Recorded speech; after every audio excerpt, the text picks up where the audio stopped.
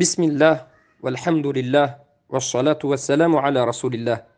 سوال آمده است که از ترس پدر، مادر، برادر، شوهر حجاب پوشی، نماز خوانی، یعنی فرضها را از ترس الله نه از ترس بنده اجرا کنی، این در شرک اکبر خفی داخل می شود یا نمی شود؟ بارک الله فیکم.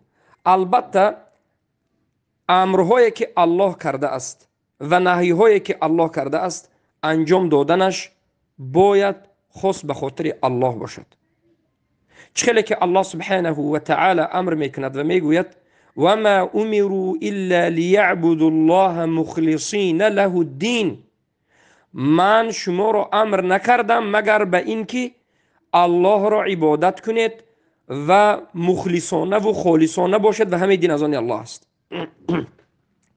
این آیت آشکار و واضح دلالت میکند که همه دین را ما وقتی که عمل میکنیم به خاطر الله و به خاطر رضاگی الله باید عمل بکنیم.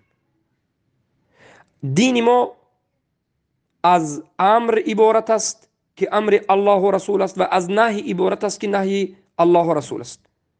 پس هر کسی که امرهای الله را به مانند خواندن نماز، دادن زکات، داشتن روزه، رفتن به حج و بر و نیکویی و دیگر از امرهای شرعی را به خاطر الله نه به خاطر یک کس انجام میدهد، البته که این از باب شرک است. از باب شرک است. در اینجا اخلاص ندارد، زیرا که الله امر کرد که انا همین گفته های الله، احکام الله را که از حلال و حرام، از امر و نهی عبارت است، باید خالصانه به الله انجام بدهی، به خاطر الله انجام بدهی. این دلالت میکند که این در قلبش نیت دارد، در قلبش همچنین یک برنامه دارد که وقتی که انا همون پدرش، مادرش، برادرش، شوهرش اگر نباشند این عمل نمیکند. پس عملش این خیلی خطرناک است، این کارش خیلی خطرناک است، این از باب شرک است، این از باب شرک است. این بر ریاکاری داخل میشد که شیخ الاسلام ابن تیمیه در مجموع الفتاوا گفتند که انمی ریاکاری، خود نشاندهی به خاطر یا ترس یا به خاطر امید یگان دنیا انجام داده می شود. منافقین ریاکاری می کردند، کفر در قلبشان پنهان می کردند و اسلام را ظاهر می کردند، به مردم اسلام نشان می دادند، اما در قلب کفر داشتند و کفر می خواستند، عمل کردن اصلا نمی خواستند، اما این کار را نشان می دادند مجبور. به خاطر چی؟ به خاطر دنیا، به خاطر اینکه کشته نشوند، به خاطر اینکه دنیا داشته باشند، به خاطر اینکه از بین مسلمان ها برآورده نیست کردن نشوند، برای مسلمان خودشون مسلمان نشان میدادند. الله به اینها گفت که فی الدرک الاسفل من النار، اینها ریاکارند، یعنی ظاهرا خودشون را خوب نشان میدهند، به مردم نشان میدهند، مرئی نشان میدهند، اما باطن کفر دارند. به خاطر چی؟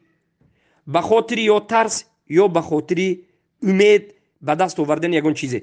پس این نفاق است که انسان به خاطر ترس عمل کند، همه عملهای اصل دین را به خاطر ترس بکند، اگر ترس نابود شود حتما ترک بکند، و یا به خاطر امید دنیا بکند. از همین جهت شیخ الاسلام ابن تیمیه رحمه الله گفتند که انا همین ریا می شود که در بعض حالات به شرک اکبر رود.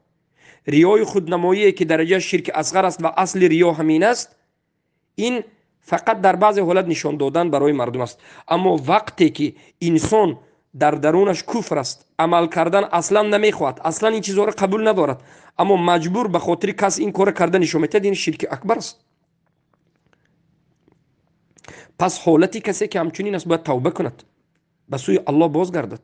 این خیلی شرک خفی پنهانی خطرناک است و این کفر است. سبحان الله. باید عمل رو خالصانه به الله بکند.